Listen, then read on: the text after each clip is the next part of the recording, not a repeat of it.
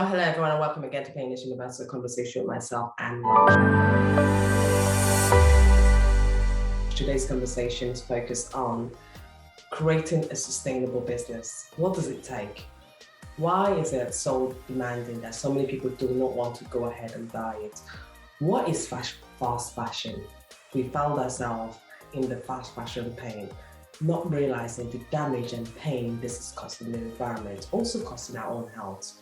My guest today, Carrie, will be telling us about her own journey, why she started Fashion Revolution to help us all in the damage that this whole logistic pain is giving us. She started Fashion Revolution from the painful events in Bangladesh in April 2013 when the building collapsed. She realized she needed to do something. But let me tell you more about my guest, Carrie. So Carrie is the founder and global operating director of Fashion Revolution. Fashion Revolution has now become the world's largest fashion activist campaign. In 2020, she sailed 2,000 miles to investigate the microplastic and toxic chemical population. Carrie set up her multi-award-winning fashion brand, Patashi, in 1992, after a master in Native American studies supporting sustainable rural livelihood for women. Patashi pioneered radically supply chain transparency and was the world's first fair trade certified company. Her collection was shown at London, Paris, and Milan Fashion Week and sold in the famous luxury store. She's won numerous awards for her work and has met the Queen in recognition for her significant contribution to British business. She's writing a novel about the textile heritage. I'm super excited to be sharing some time with Carrie to talk about her journey, talk about the fashion pain, meet my wonderful guest, Carrie, as she shares the story. Well, hello everyone, and welcome again to Painless Universal Conversation with myself, Anne Welsh. As I said in my introduction, today's conversation is really talking about sustainable fashion. We all talk about it, but do we really do anything about it? Or are we just, saying we want to make a difference, we want to change the way we look into fashion, where does our clothes really come from? Well, my guest today will be answering her these questions. She is the founder of Fashion Revolution, and they have done massive work. This work stems from the events, tragic events, painful events, not just so tragic, but so painful. So many families lost their lives, lost their loved ones because they were making clothes, cheap clothes for us to wear in the Western world and around the world. She'll be talking about this, addressing this issue. Meet my amazing guest, Carrie, as she shares her story. Carrie, how are you? Hello, and really nice to talk to you. I'm okay. I'm a little bit tired after sort of getting up at just before 5 o'clock this morning and being on sort of BBC News and BBC One and BBC World News. So probably not quite as awake as I should be at this time of day, but I'm doing well and excited that it's Fashion Revolution Week. I know April is really your key month for you guys to really address it, and it's something I would love to know what you guys do during this Fashion Revolution Week. But before we get started, you are, you're a British fashion designer. You're known as that. You're a social entrepreneur, campaigner. You're the founder of Fashion Revolution. You've done so much, but these key things and everything you do, your key thing always stems to one thing: having meaningful purpose, having a sustainability, finding the purpose in what we wear, and not just making it look pretty, but it's the logistics side. Where does that fashion come from? Who are actually making this problem? Have you thought about the logistics? Before we get started into all of that, who are you, Carrie? Gosh, I guess, looking back at sort of how I got here, how I got to this place, I think, the one thing which has always, that I can see my sort of career pivoting around, I can see those moments of sort of transformation in my career have been when I've seen injustices. And I've always felt that, and I guess it's something from my upbringing, that if I see injustice, that I actually do have the the ability, and not just the ability, but actually the obligation to do something about it. So I can see this, gosh, 30 years ago this month when I went to Ecuador. I'd been there studying for my master's in Native American Studies. And I had a fully funded PhD ahead of me in looking at natural dyes and the symbolism of colour in the Andes. I'm really excited to do that. And I'd come back from a sailing trip with some months ahead of me. And when I'd been in Ecuador the first time, I had seen the exploitation of the indigenous peoples at the hands of the middlemen. Just really shocking. I actually saw those balance scales in front of me being loaded up with wool on one side, and then the people being charged a price which just bore no relation to the cost per kilo on another side because they spoke Quechua and didn't understand sort of Spanish. And I was faced with the clear injustice of this situation, and I thought, well, I'm going to go back and do something about it, at least in my summer holidays. And then by the time I got to my PhD, I clearly just felt like I couldn't go ahead with that because I could see the difference it was making. I could see people being able to send their children to school for the first time because they could afford uniforms and matriculation fees. I could see the difference it made to the community group to actually have an outlet. So I set up my small fair trade business. And, I think that very much takes us all the way through to Rana Plaza, because the brand I set up, Patricuti, we were the first company, we were the first company in the world to be fair trade certified for our entire supply chain.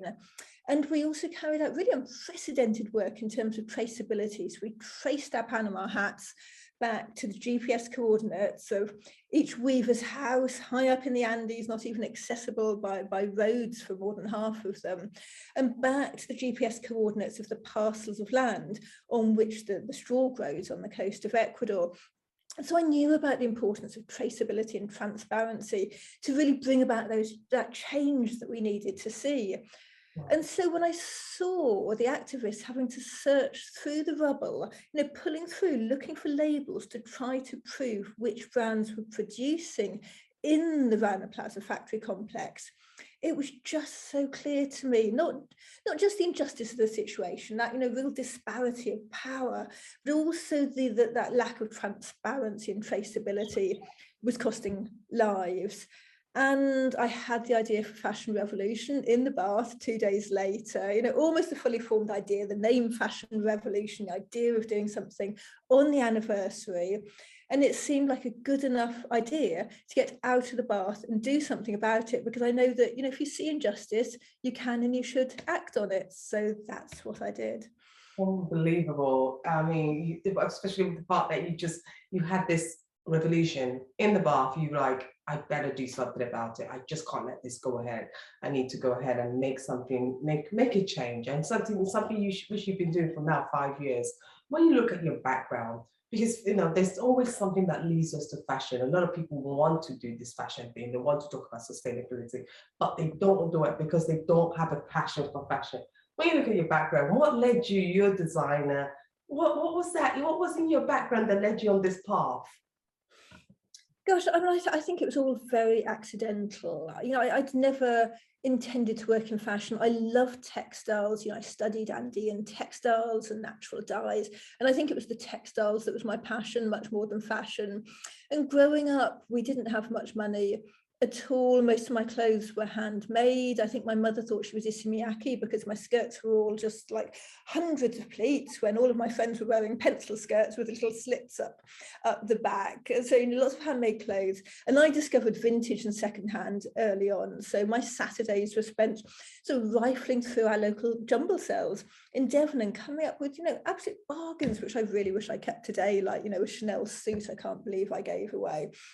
And sort of finding those wonderful leather brogues, and then going through university, I was at the vintage shops and the secondhand shops and the jumble sales. And for me, it was price, but it was also seeing the quality And also that sort of print, and I've always been drawn to print and to pattern. You don't get those prints like you had in the 50s sometimes. So, I was always looking for something unique and original as well. And, the fashion part was really very accidental. As I explained, it was seeing that injustice and wanting to do something about it, but I never expected or anticipated that would lead to a career of, gosh, it's like 22, 23 years as a fashion designer with Patrick Ooty. And it was only really after a year or two of juggling fashion revolution between about 2013 and 2015, I eventually said to my husband, look, you're going to have to run this business now, because I can't manage 2 full-time jobs anymore. That's unbelievable. So, Carrie, we all remember days when things happen, when bad things happen, in the world, or key events. For viewers who might have forgotten what the Rana Plaza factory in Bangladesh, because some people got short-term memories. Could you just quickly explain to us what you remember about that key event that really shaped it for you? Yes, I think what I remember almost before it happened was that so many of us had been warning for many years that a disaster of that scale was on the cards. We knew that this could happen in Bangladesh, or to be frank, in any garment producing country, because the industry was relying on audits for their basic compliance, and we knew that those audits were often faulty. And so, the Rana Plaza factory complex had originally been built as, I think it was a 5-6-story building. So 2 further stories had been added. A 9th story was being constructed illegally at the time. The fire exits were blocked, there was cracks appearing in the walls. And I think all of these structural issues had gone really either undetected or ignored by the multiple fashion brands who had audited that complex, some of them even just days before the building itself collapsed. So it became clear that actually, brands weren't doing their due diligence. They weren't proactively looking for the problems. They were doing the minimum that they had to in order to say, well, look, we've done that. We've had an audit. Let's move on. And I think, that's one of the things that really changed. And I think, it shocked the world, and it took quite a lot of brands quite a few weeks to actually say what their relationship was, to be able to tell people whether they were producing there. And I think a lot of people looked at that and they thought, oh, well, they're just trying to get their PR story right. I don't think that was true in most cases. I think most of them honestly didn't know, because of all the levels of subcontracting, because of how opaque the industry is, and particularly how opaque it was then. They really didn't know what their relationship was with that factory complex. They didn't know whether they were, whether they had a supplier who was working with a subcontractor or a subcontractor who was producing there. That's true, actually. Saying that, you always think the brands will know, but sometimes they just outsource it and have no clue who they outsourced, person they've outsourced it to, who the other subcontractor is. And I think it's something that is very, I'm glad you highlighted that important point. But that thing changed your life. That event in Bangladesh changed your whole, it changed your whole view of your careers in one way or the other, because that in a year later, you decided to, with your partner, you started Fashion Revolution, because there was something in you that sparked that. So can you just describe what is Fashion Revolution? I know you said it briefly in the beginning, but what is it, and how did this painful, tragic event really spark that the need for something like your organization? Yes, Fashion Revolution is, I guess the best way to describe it is the world's largest fashion activism movement. And it grew quite quickly, from that initial idea, 2 days after the Rana Plaza factory collapse in the bath. When I picked up the phone to Ursula, a few days later, we started to send emails out to people saying, we'd like to do something. Would you like to be involved? And got a resounding yes back from, from everybody, from academics, from brand, sustainability professionals, NGOs, garment workers. We had so many people who wanted to be involved. And then slowly other people around the world started to hear about fashion revolution, saying, well, look, can we set fashion revolution up in our country? Because everyone felt powerless, and this was something that they could all do to be a part of their change. Everyone knew that we needed this transformational change. And a few people said, oh, no, we don't need it. Can't we just call it fashion evolution? I heard that so many times. And I was like, no, we need a revolution. We need transformational, revolutionary change. We can't let this kind of thing happen again. We can't have a slow evolution. We really have to push for change in this industry. It's got away with too much for too long. And really that's how it happened. So we grew into the world's largest fashion activism movement, partly through our really fantastic communications, the creative side of it, but also through our research work. We had our Fashion Transparency Index, which we produced in the second year of Fashion Revolution, and we started to really push the industry towards change as well, and also mobilizing policymakers, because you really have to come at this from all three directions, looking at citizen, industry and policy makers to bring about that change. So we really wanted to, on the one hand, create those new cultural narratives around the way in which we buy and the way in which we care for our clothes, and at the same time to influence governments to better enforce the laws and to regulate the industry, and to encourage brands, kind of leveraging their competitive nature to disclose more information as the first step towards that change we need to see. Okay, was that where because you're present in 101 countries right now. I mean, this is phenomenal for something that just started from both of you and your co-founder picking up the phone and just calling people, and now you're now in 101 countries. That is phenomenal. I must applaud you guys for doing that. Who Made My Clothes campaign has been viewed and is currently, I think it currently stands at 533 million times on YouTube. What made you go on with this tagline? Who made my clothes? How did that tagline come about?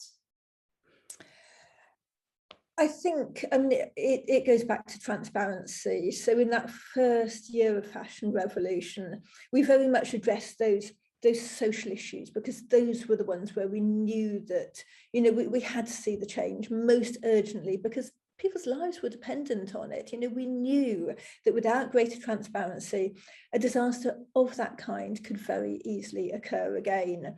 So we encourage people to ask that question, and it seems really simple: who made my clothes? And people are like, well, of course the brands know who made our clothes. That's no, what they don't. They really, really don't know. So few brands were disclosing information about their suppliers, and this is something that we've pushed for at Fashion Revolution. I think something we're so proud of, that Fashion Revolution, along with other NGOs, has really brought about this change in the industry. So now it is it's getting to be pretty much the norm for fashion brands to disclose at least their first tier factories where our clothes are cut and sewn together. But still, further down the supply chain, we do see things becoming much more opaque. If we look at where the raw materials are grown and processed, look at the spinning, the dyeing. I've been to see the tanneries in Bangladesh. We know that in those hidden places, exploitation is much more likely to occur. So a lot more needs to be done. But certainly in terms of that core question, who made my clothes, we have seen progress. And this is partly why, or a lot of the reason why last year we launched the hashtag Who Made My Fabric, to really try to push deeper down the supply chain, as well as the question, what's in my clothes, which I'm sure we'll talk about later. To look at those toxic chemicals, to look at the fibers, to look at the microfibers, and look at some of the really nasty things which do go into making up our clothes. And it's really phenomenal, because I mean, sometimes now people even get allergy from the clothes they wear, and a lot of people are not even sure what is actually in there. Why am I getting this eczema? Why am I getting this allergy? How did this come about?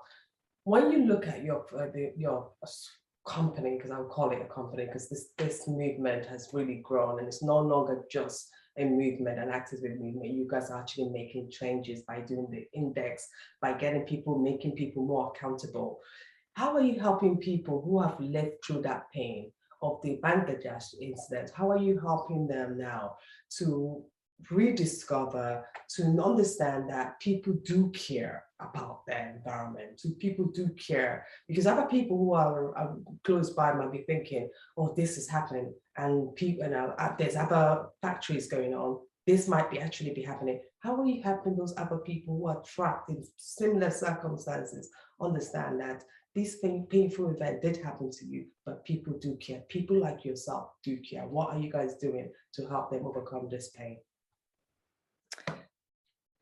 Yes, that's a good question. I mean, I guess one of the biggest projects we're working on at the moment to really bring about that change we need to see in the industry is around legislation. So we are launching a European Citizens Initiative, which is a sort of it's a mechanism whereby we need to get to 1 million signatures across the European Union, across, I believe it's 7 different EU countries.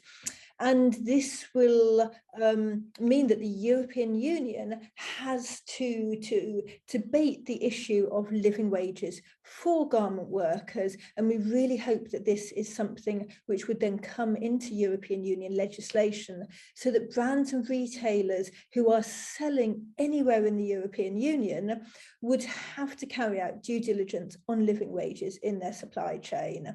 And, you know, we know the statistics, we know how little brands are doing in terms of ensuring that people in their supply chain get living wages, or ensuring that there's any protection for the wage component at all. So when we look at the 250 brands in our fashion transparency index, only 1% of those brands is disclosing the number or percentage of orders in which the labour costs are ring-fenced. And this means that the cost of like the wages, the social security, the overtime can't be squeezed when they negotiate with that supplier on prices. 1% of the brands out of 250 brands. And, you know, this is so important, because otherwise, you know, it means that wages are up for negotiation. And of course, you know, brands have the power in this relationship. And if they're putting pressures on the suppliers, a lot of those costs are fixed in terms of the suppliers' overheads. They have to pay a certain price, you know, for the fabric, for keeping their factory running. So they are going to squeeze the wages of the workers or push them to do unpaid overtime. Oh, wow. Is the fashion industry, right, is it now being more transparent in reporting cases of exploitation, in reducing and making an effort to help these people who are living in, you know, very poor circumstances? Especially a lot of people are doing this work because they have no other choice, and for them this is a standard way of living, and they need to push all their family members into this. Is the fashion industry, from your experience, you see a change happening? I mean, I'm certainly seeing a change, but the change isn't, you know, it's not going far enough, and it's not changing fast enough. You know, we thought we had seen some progress after Rana Plaza, but I think that, you know, the pandemic in particular has really cast, you know, a particularly stark light on that imbalance of power between those big global brands and retailers and their suppliers and the garment workers.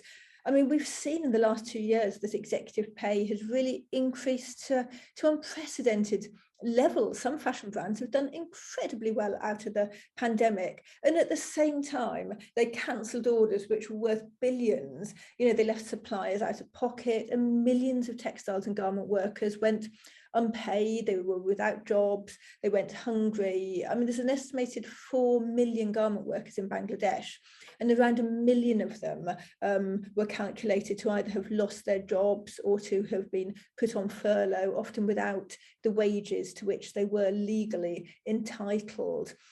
And we did some research at Fashion Revolution, and we found that only 3% of brands were publicly disclosing any data about the number of workers who had been laid off, and only 3% were disclosing data on the percentage of workers who received late wage payments. And, so we've got seen these CEOs getting huge bonuses, sort of big pay packet. And I believe that they've got not just the resources, but they also have the moral imperative to take meaningful action on not just on transparency, but on these issues like human rights, on living wages, and also at the environmental impacts, which are really at the the very heart of their business models. And they do have the power, but they have to start to put the livelihoods of garment workers ahead of shareholder profit. I'm taking you back to who made our clothes hashtag, because I always think it's also to do with our own mindset, the buyer mindset. How do we generally change the mindset of the buyers to better understand that what you're buying has a huge implication in terms of the logistic, the people who are the ones actually doing the work. How are you working on changing that mindset to people like myself who are buyers, who are retail, we're not wholesale buyers, but we're retail buyers. And we go into a store, we look at something and we just feel this looks good, we buy it, rather than buying it for this has a sustainable effect. This thing has come from a long chain of someone who's made it with care. This thing has come to protect the environment as well. How are you going to change? How are you working hard to change that mindset for people? At Fashion Revolution, we have a mantra: be curious, find out, and do something about it. So we want to take people on that journey. I mean, our clothes go through an incredible journey themselves. They might have gone through dozens of different countries and passed through the hands of hundreds of different workers before they arrive in our wardrobes. And we very much want the people, our community, we want citizens around the world to also go on a journey of investigation. So we start with that: be curious. And this is very much our communications, our creative assets, which are so strong and have historically been so strong and so much a part of Fashion Revolution. Just to start to spark that curiosity, it's like, oh gosh, I really didn't know that it takes that much water to make a pair of jeans. Is that how little garment workers were paid?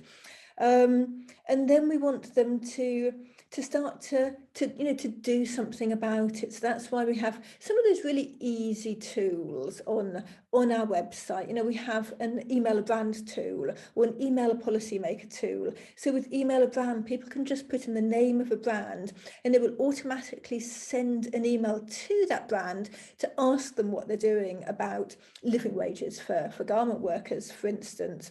So really easy ways to get involved. We also have, for that find out, we have online courses. So we have a massive open online course with Future Learn called Fashion's Future and the Sustainable Development Goals, which has been taken over, I think it's 35,000 different learners. And so it's, there's a lot of ways in which people can either find out a little bit or find out a lot through the incredible resources which we've developed over the last 9 years at Fashion Revolution. That is truly, I can't believe some of the things you've done, because that is not something I would think about, that actually I could go on a course to understand better where my clothes come from or how these are made. And then you could share that knowledge with your community, because just by sharing knowledge or by knowing, then you could share people and let people know about it. I never think about it that way. And I'm so glad you shared that, because not just for myself, but for other people who will be listening to this conversation, that will give them a better idea that it's not just making a difference by listening, but making a difference into what your outputs. What are you actually doing to make sure there's a change in because people forget just a tiny change goes a very long way. And Exactly. I mean, the one example I often give is when we look at microfibers. Yes. Every single wash load is estimated to shed around 700,000 microfibers. Mm. So when you kind of, you look at your individual, the amount of microfibers which are shed every single week from your washing machine and tumble dryer, you multiply that out by your street and your village, your town, your city, you can do so much about that. We're working on a really exciting project with Keele University at the moment, and we're doing microfiber sampling in the local river and lake where I live. It's really shocking. A litre of water, how much is in that in the way of both sort of cellulosic, like cotton microfibers, and plastic microfibers as well, probably coming from exterior venting tumble dryers. And so one of the things we're doing as part of Fashion Revolution Week on my doorstep is we're training the community in citizen science. So we're going to be showing them how to take water samples, how to test them for microfibers. We'll be looking at the sediment from the lake, which I can see from my window. And we'll be looking at that sort of, how has it changed? How are the microfibers different now to 15 or 20 years ago at the bottom of the sediment samples we've taken? So really exciting practical ways. And I think that once you see, you understand, and when you understand, you can start to do something about it. And we can't all, come to Staffordshire and do that kind of research, although I do hope that some people will, but all of us can get involved online. And I was told in the very first year of Fashion Revolution that for every one person asking who made my clothes, the brands saw that as representing about 10,000 people who thought the same way but weren't doing anything about it. And I think that shows, the power we have and how much significance brands put on that question. Yeah, because the power in the buyer is, we forget that that's the buyer's power. Is if brands will not go ahead and produce things if there isn't anyone buying these things. So the more people know who made my clothes, the more people ask that question, and brands will start thinking and rethinking the way they do it and what product is used. Because you talk about the microplastic and the toxic chemical pollution affecting us daily. When you talk about that, if for someone who doesn't know, what impact does this have on our lives? Well, I mean, it has a real impact on our bodies. We're talking about pain, we're talking about health. And these microfibers contain an accumulation of toxic chemicals. I mean, not only are they prevalent in the environment, but they're entering our bodies, they're disrupting our endocrine system. I think it was last week it came out that they found microfibers, in the deepest part of our lungs. We're finding them in our bloodstream, umbilical cord. Apparently fertility rates are dropping by 1% a year. And a lot of this, could be due to toxic chemicals which are found in the microfibers, which we're consuming every time we have a glass of water. And the textile industry uses over 15,000 different chemicals. And only a quarter of brands are actually disclosing a list of which harmful or hazardous substances they prohibit in the manufacturing process. So we really have no way of knowing what chemicals are being used. When I look back to when my daughter was, I think she was about sort of 7 or 8, and she started getting some sort of rashes from her school uniform. And I started to do some research. There was very little about it, but I found one article about the toxic chemicals in school uniforms, about the formaldehyde, about the Teflon, basically about anything that makes it easy care for parents, non-iron, flame retardant, crease resistant, non-scuff. These are all really nasty chemicals. And so my husband and I at the time set up the world's first fair trade and organic school uniform company, because we had seen these the amount of chemicals, and we had so many parents whose children were suffering from eczema and dermatitis, and they had realized that it was the chemicals in the school uniform. They were desperate to find an alternative. I think there was a well-known case a few years ago around one of the US airlines and the new uniforms. I know some people coming out in incredible rashes from the chemicals and the dyes that they'd used in those uniforms. And I think so often we we don't understand, we look back historically 100, 200 years ago about, the terrible chemicals, the arsenic green that was used to dye women's dresses, some of the boot black that then seeped into people's feet and could kill them. I mean, there were so many awful chemicals, but we don't realize that many of those same chemicals are still being used today. I mean, we all, I don't wear jeans, but a lot of people wear jeans, and it takes half a pound of cyanide to make 1 pound of synthetic indigo.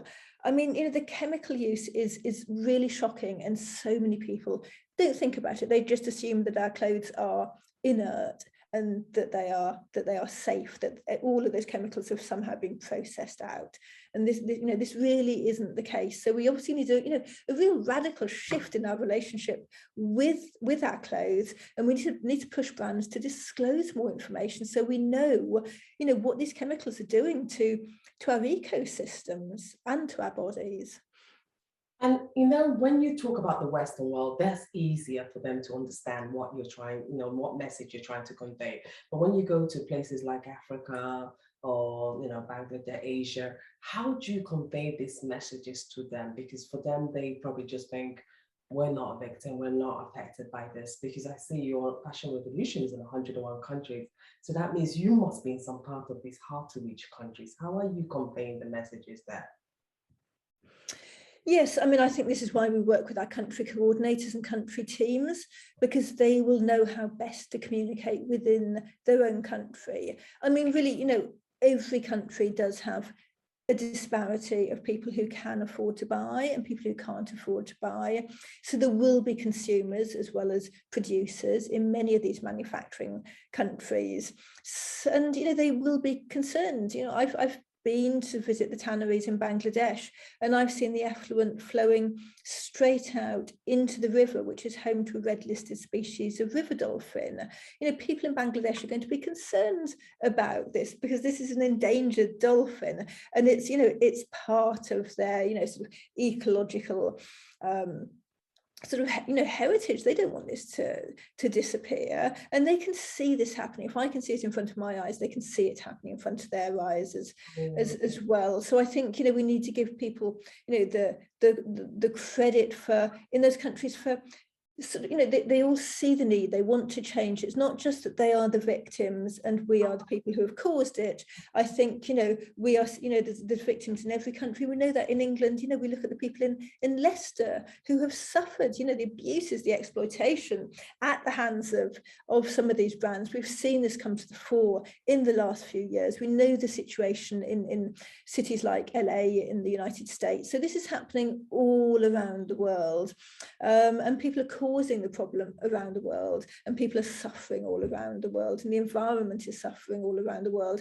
So I think we need to come to a much more holistic approach, but we very much leave it up to our country teams, because in many of these countries the dumping of secondhand clothing, which is very much from the West to these developing countries, that is a huge problem. And so for some countries that might be the biggest problem which they want to address, and they want to send that message back to us about what can we do, how do we need to change, how do we need to change that textile resorting, sorting facilities, how can we push brands to do more towards fibre to fibre recycling, because at the moment less than 1% of our textiles are recycled into new fibres. So I think yes, we need to look at the big picture across all of the countries. When you describe sustainable fashion journey, I think sustainable fashion is something you have in your wardrobe, you wear it a couple of times and you keep wearing it rather than you dispose of it. But everyone describes sustainable in a different way. How would you describe sustainable fashion journey? Because your brand was very sustainable. You went from beginning to end. For someone who doesn't understand, what is sustainable fashion and how could we start utilizing things we have in our wardrobe and making them last longer? Yes, I mean, for me, sustainable fashion is all about transforming the relationships between fashion brands and the people, processes, and materials in every part of their supply chain, so that human rights and the rights of nature hold more of the power wherever decisions are being made. And I think it's often different for different people. You know, yes, we talk about sustainable fashion as relating to the clothes we already own. You know, we know that wearing an item of clothing for an extra 9 months can reduce its water and carbon footprints by between sort of 20 and 30%. I mean, most of my clothes I keep for, 10, 20, 30 years. I buy things hoping I will have them in my wardrobe for the rest of my life. But other people might buy items of clothing because they want to then, swap them or pass them on. We've seen a massive increase since the pandemic in the amount of people who are entering the resale market. And 47% of people in a survey by ThreadUp said that actually quality was more important to them than it was 2 years ago. And I suspect this is probably because they want to buy clothes, not just that they're going to wear a few times, but that they're going to want to resell to get more of the value from that item of clothing. Other people might make their own clothes. Other people might be customizing clothes. At the moment, I've been doing a lot of work with natural dyes. So I've been working with natural fibers and natural dyes for a garden we will be having at Chelsea Flower Show in May. So last week I was down in Oxford, and I was dyeing with everything from rhubarb roots to daisies to crocuses to nettles, and it was so exciting to see that incredible diversity of things, which we can literally find in our hedgerows and growing as weeds in our garden in many cases. Oh, I would never have thought that we could actually get out and in our garden find 1 or 2 pieces that we can make sustainable. That's really amazing. And I love daffodils. There's loads of daffodils around at the moment. Daffodils, you need about 20 heads. It makes the brightest yellow dye. I mean, it's astonishing how bright the yellow dye is from daffodils. That bunch of daffodils which is going over in your vase, make it, more than, an old white t-shirt, and with something like soya milk, there's a lot of things that we can just use as a mordant. So put it in soya milk, dry it, and then put it in a dye bath of daffodils. It's so easy to do. Wow. You're an author. You've written a book about, this whole fashion process. Tell me about your book and what led you on that path to really get the message out, not just through the fashion revolution world, but also through writing. Yes, I mean, it's been a while since I wrote. I mean, I had a book. I wrote, I think, 3 chapters of a book about how to run an ethical business. And I've written some introductions to books and sort of different chapters of books. But the one I'm working on at the moment and have been working on for almost 2 years now is a novel, but it's based on the incredible story of my 4th great grandmother, who was an exploited migrant lace maker from France, who ended up twice in debtor's prison, who was almost exported as an illegal alien.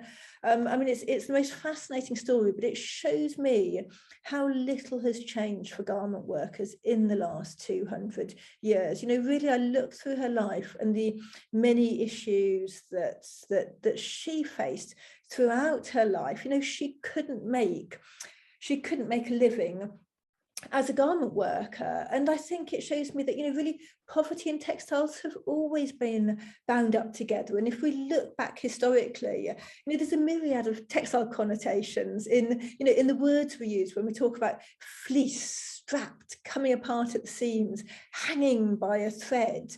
We can see how, fashion and textiles throughout history has rarely been able to provide anybody with a living wage. And, I look back at my 4th great grandmother's life, and I look at how much she suffered, and I look at how little has changed. And I want to be a part of that change, so that, women like her, lace makers from France or garment workers from Bangladesh, don't have to go through that, so they actually can, live a life of dignity. And so practicing those skills isn't costly, that they're not going to be risking their lives, risking exploitation, risking, prison, because so many garment workers today in countries like Bangladesh, India, Cambodia, they have to go into debt every single month. That might just be to the local corner shop, it might be to relatives, but they have to go into debt if they have any unexpected expenses. And most of them did go into debt during the pandemic because their wages were, they didn't receive their wages, or they received insufficient wages. You've won numerous awards for your work. What does it mean that you're being recognized for the work you've done in changing our views on fashion? It means a lot, because I think a lot of the time, I'm working quite behind the scenes, very hard. And, yes, I do more public interviews like this morning on the BBC, but, a lot of this is just slogging away behind the scenes. We're talking to policymakers, we're talking to the industry, we're working on the logistics. And I think, that recognition of not just the incredible work of fashion revolution, but I think also how I got here, the dozens of awards which Pachacuti has won, there's the Business in the Community Awards, the Observer Ethical Awards, becoming the first fair trade certified company in the whole world. That's so important to me, having met the Queen in recognition of my work towards fair trade and sustainability. And those are the things that keep me going. I have got another award which is on the horizon, but I can't talk about it yet. But it's, yes, no, it does make this, it makes it worthwhile every time I come to Fashion Revolution Week, every time I hear messages from the producers. But I think having those accolades, it really does mean a surprising amount, because it can be quite a thankless task sometimes. And just knowing that there are people there watching and seeing the work I've done for 30 years, it's quite special. I really thank everybody for those accolades and awards that I've received through my lifetime. Can you introduce us to the Fixing Fashion, which looks at the impact of consumer culture addiction to disposable fashion? Well, what is that? What does this whole Fixing Fashion mean? What are you doing there? I don't think I can really answer that one, because that was somebody else's book and I just wrote the introduction. Yeah. So you're doing, I think with Fashion Revolution, you guys are really doing a massive work in terms of, you're fixing the fashion in terms of people understanding that disposable fashion, because that's also a big issue in terms of people want to get rid of fashion, people want to just buy now. And I think this is the whole Rana Plaza and what caused that, because people are buying so much and they can't keep up. What does that mean? How do we fix that phenomenon to get people to appreciate and love what they have? Yes, I mean, we have to change the culture which the fashion industry thrives on. And if we're going to do that, then we have to try to shift the way in which we think about our clothes and the way in which we engage with our clothes. So we do have to change those mindsets, and to do that we have to create new cultural narratives. And I think a lot of that comes down to storytelling. So I was talking earlier on about the novel. It's about storytelling. When 2 years ago I sailed from the Galapagos to Easter Island as part of Expedition, which was supposed to be, until it got cancelled by the pandemic, an all-women research voyage around the world to investigate microplastic pollution. For me, that was about telling a story. It was about telling that story of how, when we came into the South Pacific Gyre, the sea looked, anything but Pacific. It was it looked. When we came into the South Pacific Gyre, the Pacific for once actually did live up to its name. It was the calmest sea I've almost ever seen.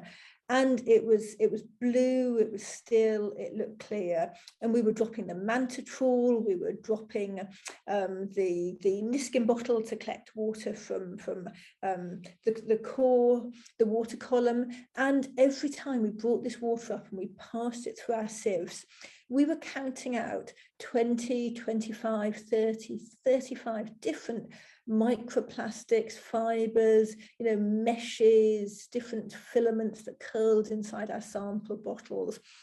And the closer we got to Easter Island, the more plastic we found. And I remember when we got to Easter Island, it was an incredible storm, and we went one day to see the Maui heads. And I remember looking at these, these iconic Easter Island heads. And then I looked down at my feet, and the sand was multicolored. I mean, really, there was as much plastic as there was sand there. And, these are the kind of stories and images which I feel like I need to convey, because they help to paint the picture. They help to tell the story of what the reality is like for people in these remote places. Easter Island is the remotest inhabited island in the whole world. Not many people are as fortunate as me and are able to go there and sail there, but I can convey that story as to, what's happening in that remote place. And this is the impact of our relationship with plastic. That's true. Finally, before I let you go, Carrie, how do you see the fashion industry evolving to support the needs of the consumers, the buyers, and the people who are actually producing these clothes? How do you see this changing, and how is Fashion Revolution going to help in this support? And anyone who wants to join your community, how can they just join the community to make sure their voice, their action, or they learn what you guys are doing? Yes, I mean, Fashion Revolution is all about greater transparency. So although we've seen some change, we need to push for more change. And we believe that with this greater transparency, it can lead to changes in the systems and the structures. And if this happens, the fashion industry really has the potential to lift millions of people out of poverty, and it can provide them with decent, with dignified livelihoods. And it can help to conserve and to restore our living planet, as well as bring people together. Together, fashion can be a great source of joy and creativity and expression. So we have a lot of resources on our website. Our theme for Fashion Revolution Week this year is Money, Fashion, Power. And there's lots of ways in which people can get involved. So there is a Get Involved pack for citizens, which you can download from the website. There's a list of events, both online and offline events, in which you can participate. This can be Instagram lives, it can be webinars on cultural appropriation. We have one about the policy legislation which we're pushing for, our European Citizens Initiative. We have in-person events. We have our Fashion Open Studio events, which are showcasing the sort of designers who are working towards more sustainable practices, those innovative, groundbreaking designers. And then we also have in-person events such as the Restoring Riverscapes event, looking at the microfibers in our waterways, which I was talking about earlier on. So online or offline, there's so many different ways to get involved. And if you just do one thing, send a message to a brand, ask who made my clothes, ask what's in my clothes, and ask them to tell you that information, because all of us together really can create revolutionary change within this fashion industry. And can we actually, do we have the power within ourselves as individual consumers to actually ask a brand who made our clothes? If I let you go, do we have the power? We all have the power. We have more power than we think, and brands really are listening to their customers. We might think they aren't, but those messages do get through. So whether you go into a physical retail shop and you talk to the shop assistant who talks to their manager saying, gosh, this is the third person this week who's asked me who made my clothes, or whether you're sending a message on Twitter or on Instagram, the brands are listening. Even if they don't reply, we know that they're listening. We've heard that they're listening, so please keep asking the questions. Oh, wow, Carrie, so much. Honestly, thank you so much for throwing this conversation. I think this brief conversation would get people understanding who made our clothes, get them thinking about the tagline, get them thinking about what your organization is truly doing to make an impact in sustainability so people understand where our clothes truly come from, who are the people who are being impacted, what can we can all do. I think what I took away from this conversation is that there are things that we could all do because there's no excuse anymore. We could all do something to make a difference, especially for the long-term goal, sustainability for the environment, to protect our environment and hopefully overcome the pain of our health. Any final words before I let you go? All of us are part of Fashion Revolution. Fashion Revolution isn't myself and Ursula, it's not our team here, it's not just our country teams, it's everybody around the world. It's citizens and activists and educators. You are Fashion Revolution. So this is your movement, so please be part of it. Thank you so much. I enjoyed that. Thanks.